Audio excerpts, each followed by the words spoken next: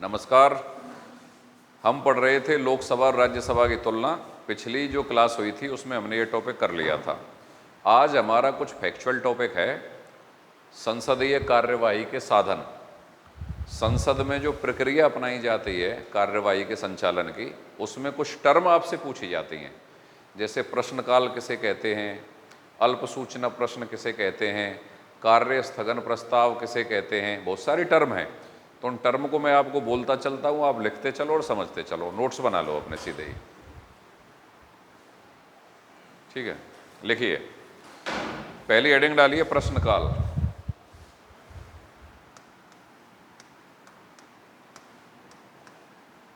लिखो, संसद की कार्यवाही का पहला घंटा, संसद की कार्यवाही का पहला घंटा 11 से 12 बजे के बीच में होता है भाई।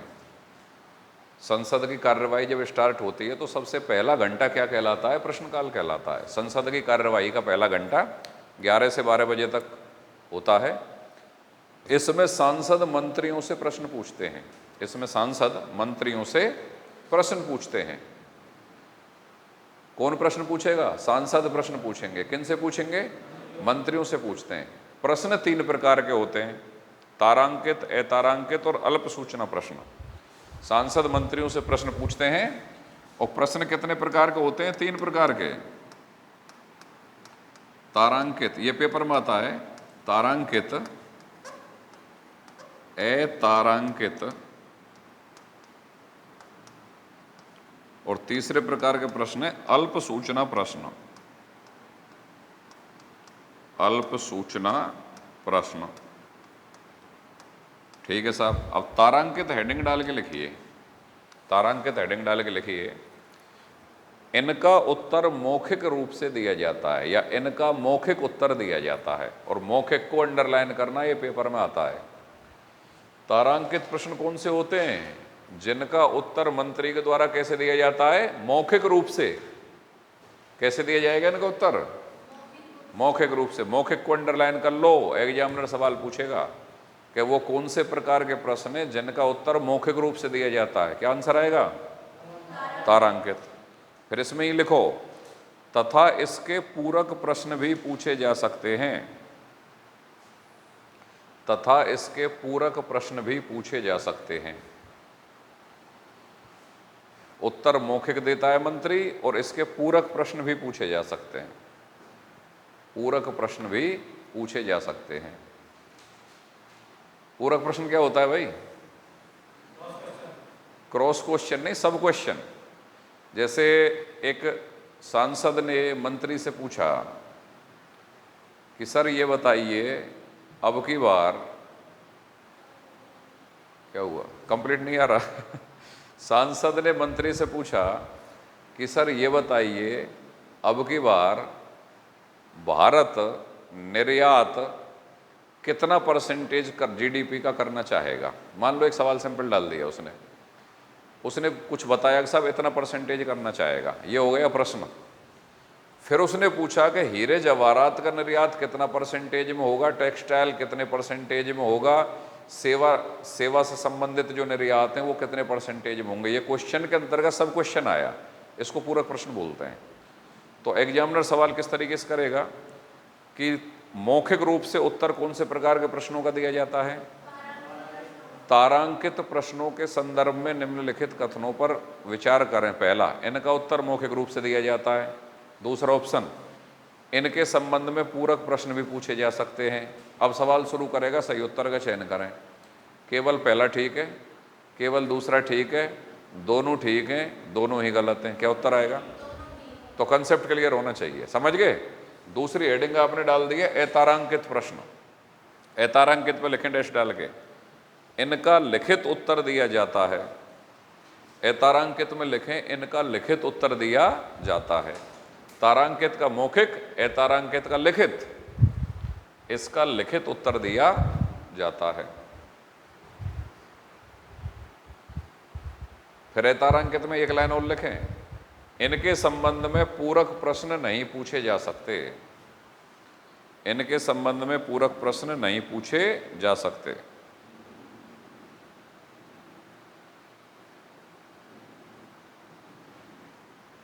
लिख लिया? अच्छा, तीसरे हैं अल्प सूचना प्रश्न। अल्प सूचना प्रश्न,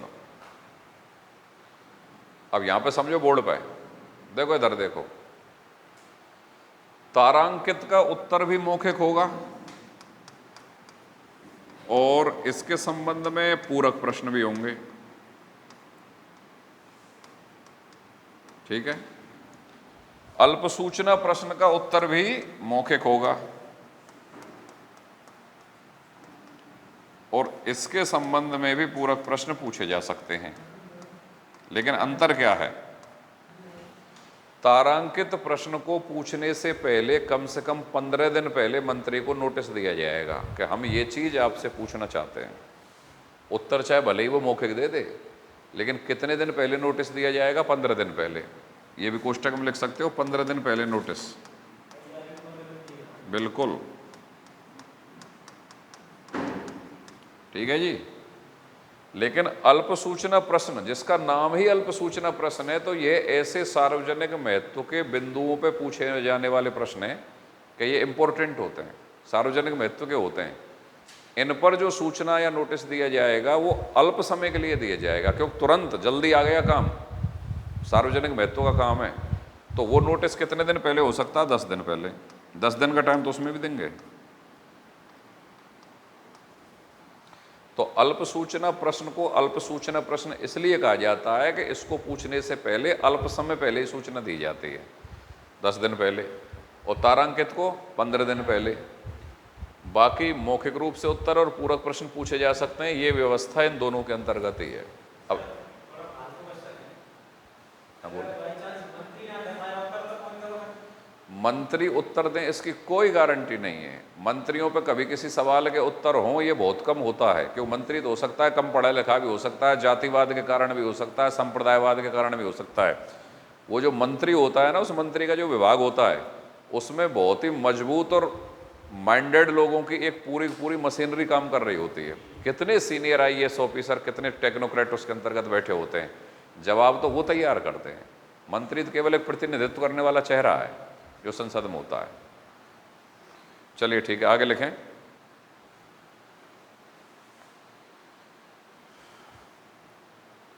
तारांकित प्रश्न, एक पॉइंट लिख लो एक लाइन छोड़ के। अल्प सूचना प्रश्न को नहीं लिखाया? लिखो, अल्प सूचना प्रश्न में डैश डाल के लिख दीजिए, किसी सार्वजनिक महत्व के बिंदु पर, किसी सार्वजनिक महत्व के बिंदु पर कम से कम 10 दिन के नोटिस के बाद, सार्वजनिक महत्व के बिंदु पर कम से कम 10 दिन के नोटिस के बाद, 10 दिन के नोटिस के बाद ये प्रश्न पूछे जा सकते हैं, ये प्रश्न पूछे जा सकते हैं, ये प्रश्न पूछे जा सकते हैं। इनका उत्तर भी मौखिक रूप से दिया जाता है, इनका उत्तर भी मौखिक रूप से दिया जाता है। लिख लिया? तथा पूरक प्रश्न भी पूछे जा सकते हैं, इनके संबंध में पूरक प्रश्न भी पूछे जा सकते हैं, इनके संबंध में पूरक प्रश्न भी पूछे जा सकते हैं। टाइम तो सभी में ही है, लेकिन एक का उत्तर लिखित है, एक का मौखिक है। 15 दिन का जो है, अगर उससे कम समय आप दे रहे हो तो अल्प सूचना प्रश्न में काउंट हो जाएगा उसका। नहीं, सामान्यतः 15 दिन का टाइम होता है। अगर अल्प सूचना है तो फिर वो 10 दिन का टाइम है, उससे कम है तो वो अल्प सूचना है।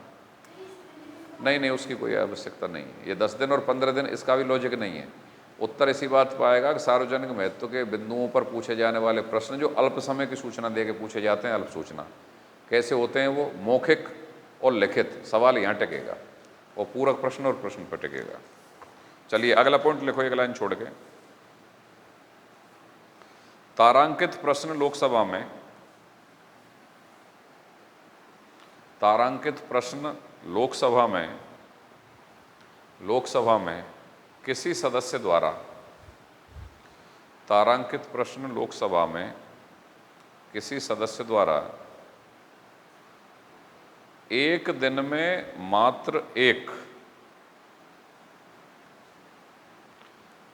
किसी सदस्य द्वारा एक दिन में मात्र एक पूछा जा सकता है, तथा प्रश्न काल में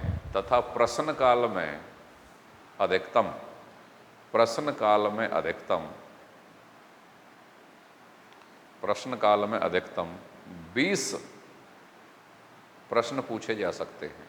प्रश्न काल में अधिकतम 20 प्रश्न पूछे जा सकते हैं। इस लाइन का मतलब क्या है कि एक व्यक्ति तो एक ही तारांकित प्रश्न पूछ सकता है एक दिन में, समझ गए? और एक प्रश्न काल में अधिकतम तारांकित प्रश्न कितने पूछे जा सकते हैं?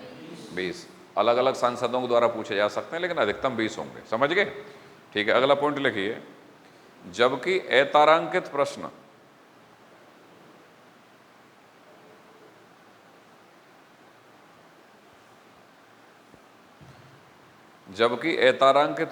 एक दिन में अधिकतम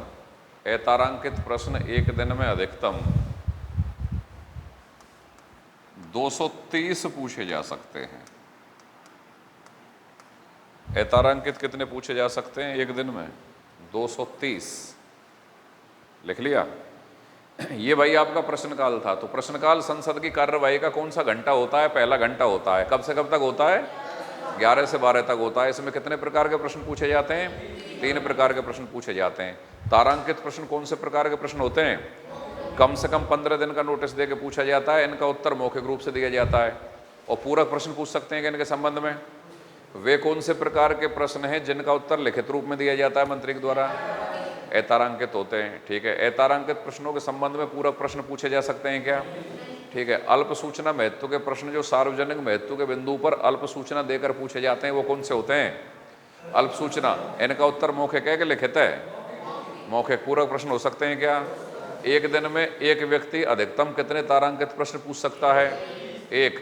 और एक दिन में किसी मंत्री से पूरे प्रश्नकाल में अधिकतम कितने तारांकित प्रश्न पूछे जा सकते हैं? 20।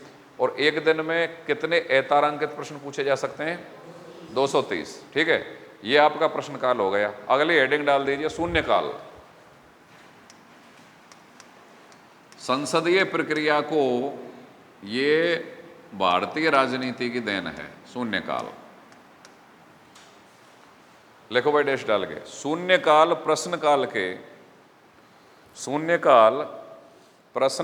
के तुरंत बाद का समय, मतलब 12 बजे से 1 बजे तक। प्रश्नकाल के तुरंत बाद का समय 12 से 1 बजे तक होता है भैया। प्रश्नकाल के तुरंत बाद का समय होता है। हाँ जी साहब, 12 से 1, क्यों 11 से 12 तो प्रश्नकाल हो गया, उसके तुरंत बाद शून्यकाल आ जाएगा 12 से 1। नेक्स्ट पॉइंट लिखो शून्यकाल में ही। यह संसदीय प्रक्रिया को, यह संसदीय प्रणाली को भारतीय शासन व्यवस्था की देन है। मतलब दुनिया में यह चीज भारत ने स्टार्ट की। यह संसदीय प्रणाली को भारतीय शासन व्यवस्था की देन है। भारतीय शासन व्यवस्था की देन है। 1962 से शुरू हुआ। 1962 से शुरू हुआ।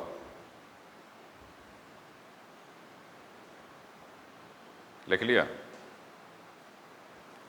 लिखो, इसमें बिना पूर्व सूचना के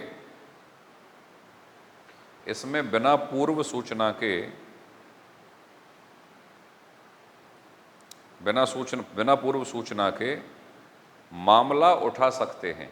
मतलब बिना पूर्व सूचना के डायरेक्ट सवाल पूछे जा सकते हैं मंत्री से। प्रश्नकाल में तो आपको पता है किसी का 10 दिन पूछ रहे थे, किसी का 15 दिन नोटिस दे रहे थे। इसमें बिना पूर्व सूचना के मामला उठा सकते हैं। ऐसे प्रश्न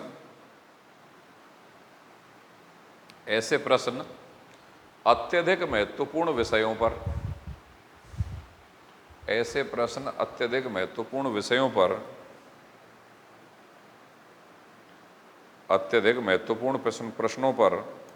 विषयों पर सदन का ध्यान आकर्षित करने के लिए, अत्यधिक महत्वपूर्ण विषयों पर सदन का ध्यान आकर्षित करने के लिए पूछे जाते हैं। अत्यधिक महत्वपूर्ण विषयों पर सदन का ध्यान आकर्षित करने के लिए पूछे जाते हैं। नेक्स्ट पॉइंट इसी में, शून्य काल में उठाए गए प्रश्नों पर, शून्य काल में उठाए गए प्रश्नों पर, शून्य काल में उठाए गए प्रश्नों पर मंत्री तुरंत उत्तर देने के लिए बाध्य नहीं है। शून्य काल में उठाए गए प्रश्नों पर मंत्री तुरंत उत्तर देने के लिए बाध्य नहीं है। मंत्री तुरंत उत्तर देने के लिए बाध्य नहीं है। एक पॉइंट और लिख लो बस। यद्यपि नियमों में, यद्यपि संसदीय नियमों में, यद्यपि संसदीय नियमों में शून्यकाल, संसदीय नियमों में शून्यकाल और उसकी प्रक्रिया का, संसदीय नियमों में शून्यकाल और उसकी प्रक्रिया का कोई उल्लेख नहीं है। संसदीय नियमों में शून्यकाल और उसकी प्रक्रिया का कोई उल्लेख नहीं है।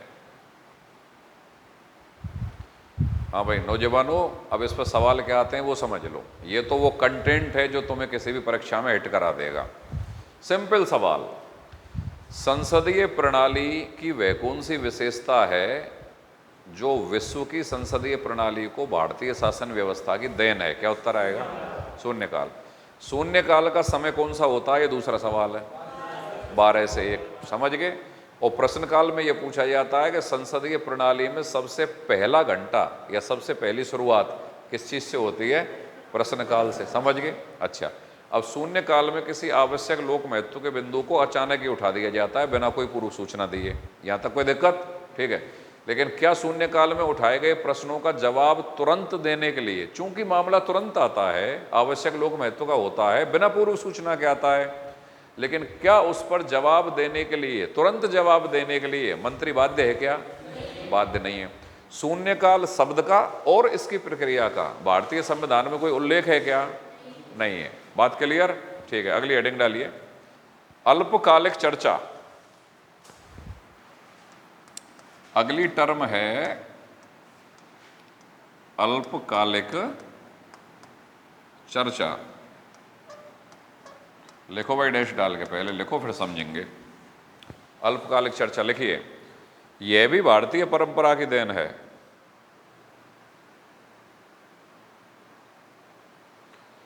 यह भी भारतीय परंपरा की देन है। इसमें पीठासीन अधिकारी की अनुमति से, इसमें पीठासीन अधिकारी की अनुमति से, पीठासीन अधिकारी की अनुमति से सप्ताह में 2 दिन, सप्ताह में 2 दिन, सप्ताह में 2 दिन 2 घंटे के लिए, सामान्यतः 2 घंटे के लिए, 2 घंटे के लिए, सामान्यतः 2 घंटे के लिए सार्वजनिक मुद्दों पर, सार्वजनिक मुद्दों पर चर्चा होती है। सामान्यतः 2 घंटे के लिए सार्वजनिक मुद्दों पर चर्चा होती है।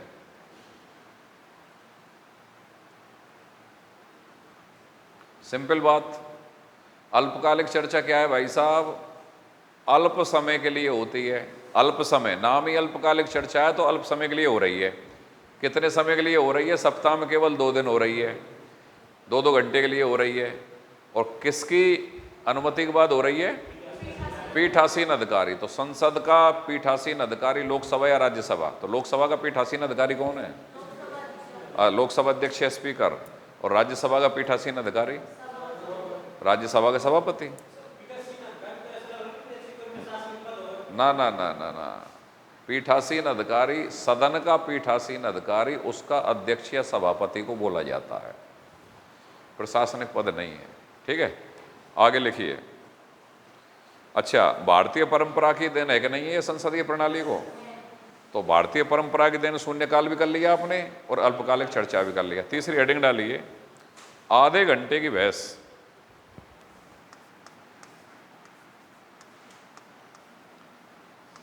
आधे घंटे की बहस, लिखो डैश डाल के भाई, आधे घंटे की बहस। लिखो, पर्याप्त लोक महत्व के विषय पर, पर्याप्त लोक महत्व के विषय पर, पर्याप्त लोक महत्व के विषय पर सप्ताह में 3 दिन, पर्याप्त लोक महत्व के विषय पर सप्ताह में 3 दिन, 3 दिन पीठासीन की अनुमति से, पर्याप्त लोक महत्व के विषय पर सप्ताह में 3 दिन पीठासीन की अनुमति से। और मोटा मोटा सा टाइम माना जाता है 5 बजे से लेकर 5:30 बजे तक, इसलिए इसको आधा घंटे की बहस बोला जाता है। 5 बजे से 5:30 बजे तक होती है भाई, ये सामान्यता है। तो आधे घंटे की बहस कितने दिन होगी सप्ताह में? 3 दिन होगी।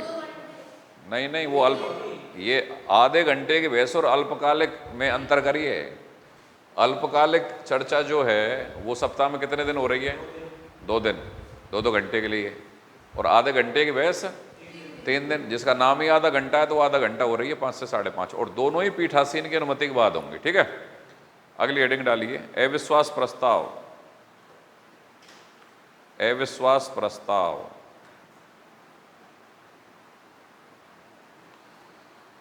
लिखो भाई, संविधान, चल बताओ कौन से अनुच्छेद में तुमको पढ़ाया गया है अविश्वास प्रस्ताव का प्रावधान? नहीं नहीं नहीं, बोलो, सही बोल रही हो, ये लड़की सही बोल रही है, एक बार लेक्चरर हो जाएगी। बताओ, 75-3 करेक्ट आंसर आपको पढ़ाया गया है ना। मंत्रिपरिषद लोकसभा के प्रति उत्तरदायी होती है, राज्यसभा के प्रति नहीं होती, क्योंकि लोकसभा ही मंत्रिपरिषद के खिलाफ अविश्वास का प्रस्ताव पारित करती है। तो अविश्वास के प्रस्ताव का प्रावधान कौन से अनुच्छेद में है भाई? 75-3।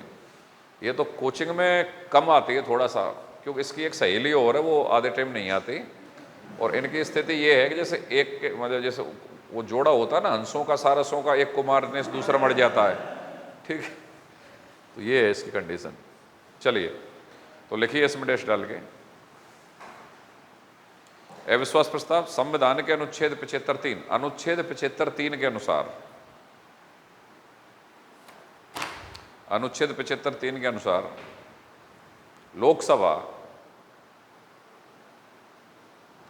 लोकसभा मंत्रिपरिषद को, लोकसभा मंत्रिपरिषद को अविश्वास प्रस्ताव पास कर, अविश्वास प्रस्ताव पास कर, मंत्रिपरिषद को अविश्वास प्रस्ताव पास कर कभी भी हटा सकती है। अविश्वास प्रस्ताव पास कर कभी भी हटा सकती है। अविश्वास प्रस्ताव, नेक्स्ट पॉइंट, अविश्वास प्रस्ताव विपक्ष के द्वारा कम से कम 50 सदस्यों की सहमति से, विपक्ष द्वारा, पहला अंडरलाइन कर लो, किसके द्वारा आएगा? विपक्ष के द्वारा आएगा हमेशा। कम से कम 50 सदस्यों की सहमति से, कम से कम कितने सांसदों की सहमति चाहिए? 50 सदस्यों की सहमति से, तथा केवल लोकसभा में ही आता है।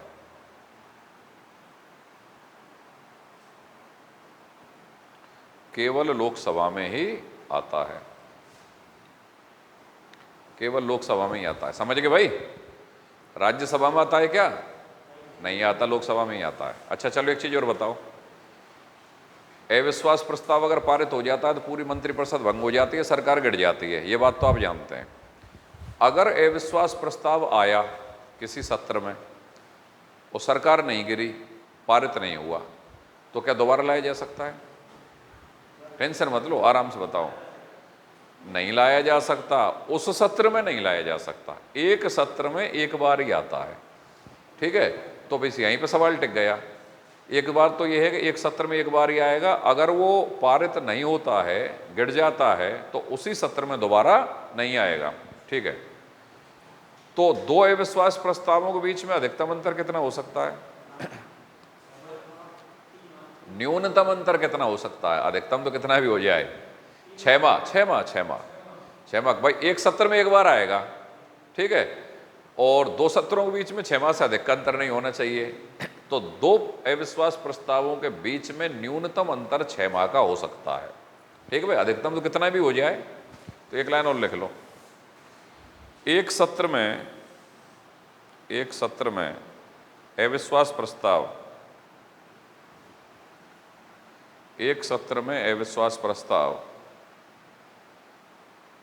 केवल एक बार ही लाया जा सकता है। एक सत्र में अविश्वास प्रस्ताव केवल एक बार ही लाया जा सकता है, अर्थात एक बार आने के बाद,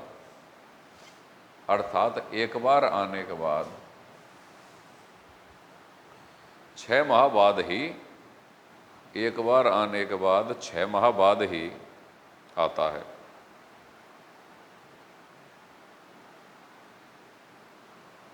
छः माह बाद ही आता है। हाँ भाई, एक सवाल और देखो, अच्छा एक चीज और सुन लो, अविश्वास प्रस्ताव का विशेष कारण बताना नहीं पड़ता। ये अब बार आर स्प्रीम सवाल आया है, वो सवाल है ना, अविश्वास प्रस्ताव और निंदा प्रस्तावों के इसका कारण बताना पड़ता है, सूचना देनी पड़ती है, नहीं देनी पड़ती। आर स्प्रीम सवाल आया ये, अब इसका कंसेप्ट यहाँ निकलेगा। अविश्वास प्रस्ताव का लाने का कारण नहीं बताया जाता, यह बताने का आवश्यकता नहीं है इसके कारण को, जब ये लाया जाता है कि भाई किस कारण से लाया जा रहा है। ठीक है, जबकि निंदा प्रस्ताव, स्थगन प्रस्ताव, ध्यानाकर्षण प्रस्ताव अगर लाए जाते हैं तो उनके लाने के कारण बताया जाना पड़ता है, उनके लाए जाने के कारण बताने पड़ते हैं। अविश्वास प्रस्ताव को लाए जाने का कारण बताना नहीं पड़ता। यही सवाल इस बार आरएस प्रीलिम्स में पूछा गया है। लिख लो अब इसको, आप लिखिए, अविश्वास प्रस्ताव के लाने का विशेष कारण बताना, अविश्वास प्रस्ताव के लाने का विशेष कारण बताना आवश्यक नहीं है। इसके लाने का कारण बताना आवश्यक नहीं है, अंडरलाइन कर दो इसको। जबकि निंदा प्रस्ताव, स्थगन प्रस्ताव, निंदा प्रस्ताव कोमा स्थगन प्रस्ताव कोमा ध्यानाकर्षण प्रस्ताव, निंदा प्रस्ताव, स्थगन प्रस्ताव, ध्यानाकर्षण प्रस्ताव आदि को लाने का कारण बताना पड़ता है। आदि को लाने का कारण बताना पड़ता है, आदि को लाने का कारण बताना पड़ता है।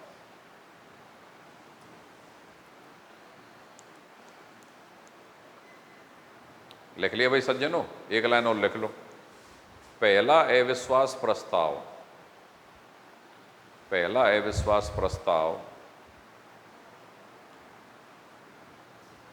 जे.बी. कृपलानी 1963 में जवाहरलाल नेहरू मंत्रिपरिषद के विरुद्ध लाए थे। पहला अविश्वास प्रस्ताव जे.बी. कृपलानी 1963 में जवाहरलाल नेहरू मंत्री परिषद के विरुद्ध लाए थे।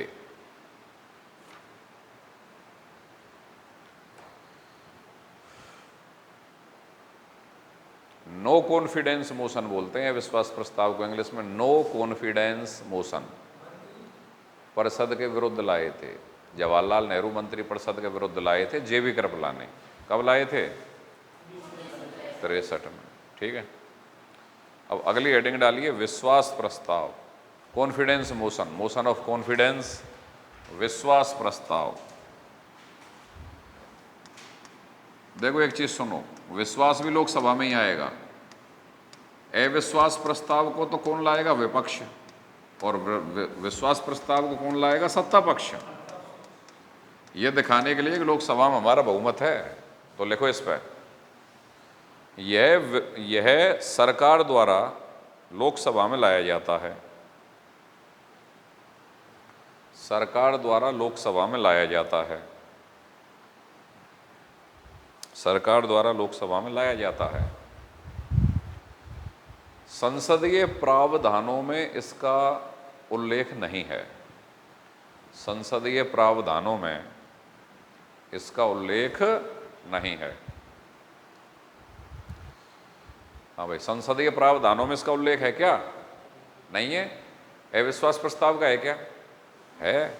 संविधान में भी उल्लेख है उसका, तो समझ गए। फिर लिखो अगला पॉइंट, सर्वप्रथम 1979 में, 79 मतलब 79,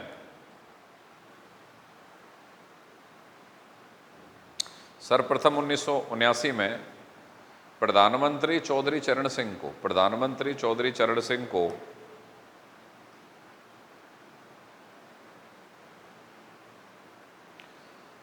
चौधरी चरण सिंह को तत्कालीन राष्ट्रपति नीलम संजीव रेड्डी ने, तत्कालीन राष्ट्रपति नीलम संजीव रेड्डी ने,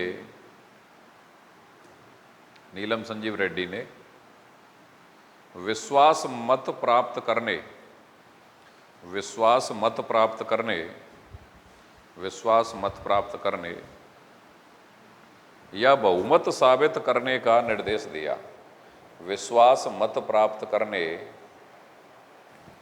या बहुमत साबित करने का निर्देश दिया। बहुमत साबित करने का निर्देश दिया। भाई नीलम संजीव रेड्डी ने चौधरी चरण सिंह से कहा कि विश्वास मत प्राप्त करो, अपना बहुमत सिद्ध करो अपना लोकसभा में।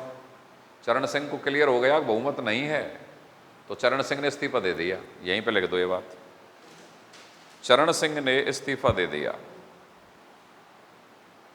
चरण सिंह ने इस्तीफा दे दिया।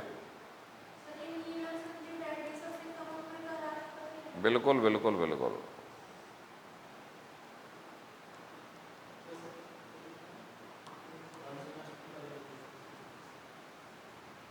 हाँ भाई सुनो मेरी बात, सबसे पहले चौधरी चरण सिंह के से कहा गया था 1979 में कि तुम विश्वास मत हासिल करके दिखाओ लोकसभा में। चौधरी चरण सिंह को क्लियर हो गया कि विश्वास मत हासिल नहीं किया जा सकता, उन्होंने इस्तीफा दे दिया। ठीक है। फिर कहा गया साहब पीवी नरसिम्हा राव के लिए ऐसे ही निर्देश के विश्वास मत हासिल करो, लेकिन उन्होंने विश्वास मत लोकसभा में हासिल कर लिया। बाद में वीपी सिंह पहले, अरे क्यों बात कर रहे हो, बाद में वीपी सिंह पहले ऐसे प्रधानमंत्री थे जो विश्वास मत हासिल नहीं कर पाए। उन्होंने प्रयास भी किया लेकिन हासिल नहीं कर पाए और उनकी सरकार गिर गई। दोबारा गौर करो, चौधरी चरण सिंह को निर्देश दिया गया था विश्वास मत हासिल करने के लिए, लेकिन उन्होंने विश्वास मत की प्रक्रिया को स्टार्ट नहीं किया, उससे पहले इस्तीफा दे दिया। उनको पता था कि नहीं होगा। अगला निर्देश मिला पीवी नरसिम्हा राव के लिए। पीवी नरसिम्हा राव ने विश्वास मत की प्रक्रिया को संचालित किया और विश्वास मत पारित कर दिया, प्रस्तुत हो गया उनका प्रस्ताव पारित विश्वास मत का। लेकिन वीपी सिंह पारित नहीं कर पाए थे उनसे पहले, पीवी नरसिम्हा राव से पहले वीपी सिंह। वीपी सिंह की सरकार विश्वास मत हासिल नहीं कर पाई और गिरी। और यहीं पे सवाल गया कि वह कौन से प्रधानमंत्री थे जिनकी सरकार विश्वास मत प्राप्त नहीं करने के कारण गिरी थी? कौन से थे भाई? वीपी सिंह। और देवगौड़ा और वाजपेयी ये सब विश्वास मत प्राप्त करने की प्रक्रिया में पराजित हो गए थे। वो एक कोई सांसद की कमी रह गई थी, जयललिता ने वोट नहीं मारा था, अटल बिहारी की सरकार गिर गई थी। वो चली थी ना 13 दिन 13 महीने और उस तरीके से उस समय पे जो ये काम हुए थे। तो एक लाइन लिख लो यहाँ पे, नरसिम्हा राव को भी विश्वास मत प्राप्त करने के निर्देश मिले। नरसिम्हा राव को भी, पीएम नरसिम्हा राव को भी विश्वास मत प्राप्त करने के निर्देश मिले। विश्वास मत प्राप्त करने के निर्देश मिले। उन्होंने विश्वास मत हासिल कर लिया। विश्वास मत हासिल कर लिया। लेकिन वीपी सिंह कोष्टक में 1990, वीपी सिंह 1990, देवगौड़ा 1997, वीपी सिंह 1990, देवगौड़ा 1997, देवगौड़ा 1997 तथा अटल बिहारी वाजपेयी, अटल बिहारी वाजपेयी 1999, अटल बिहारी वाजपेयी 1999 विश्वास मत प्राप्त नहीं कर पाए। अटल बिहारी वाजपेयी 1999, वापस सुन लो, वीपी सिंह 1990, देवगौड़ा 1997, अटल बिहारी 1999 विश्वास मत प्राप्त नहीं कर पाए और सरकार गिर गई। अरे वीपी सिंह 1990, देवगौड़ा 1997, अटल बिहारी 1999 विश्वास मत प्राप्त नहीं कर पाए और सरकार गिर गई। अब यहां पे एक सवाल बन गया, वह कौन से प्रधानमंत्री थे जिनकी सरकार सबसे पहले विश्वास मत प्राप्त नहीं कर पाने के कारण गिरी? VP Singh, correct answer. ठीक है, अगली हेडिंग डाल दो, ये टॉपिक कल पे जाएगा भाई, अभी मुझे काफ़ी चीज़ें करानी है आपको, टाइम हो गया, टॉपिक डलवा रहे हैं, टेंशन मत लो। निंदा प्रस्ताव हेडिंग डाल दो, कल यहाँ से आगे निंदा प्रस्ताव, ध्यानाकर्षण प्रस्ताव, काफ़ी चीज़ पढ़नी है। काम रोको प्रस्ताव, विशेष अधिकार, संकल्प, संसद में विधायी प्रक्रिया, कानून निर्माण की प्रक्रिया, प्रथम वाचन, द्वितीय वाचन, तृतीय वाचन, ये संसदीय प्रक्रिया पूरी पढ़नी है अपन को। ठीक है, इसके बाद फिर ये टॉपिक कंप्लीट हो जाएगा, कल लास्ट क्लास होगी, फिर राज्य विधानमंडल स्टार्ट हो करेंगे बाद में। चलिए, क्लास को एडजॉर्न्ड किया जाता है टिल टुमारो, बंद कर दो, अगली पॉलिटिकल साइंस लेंगे।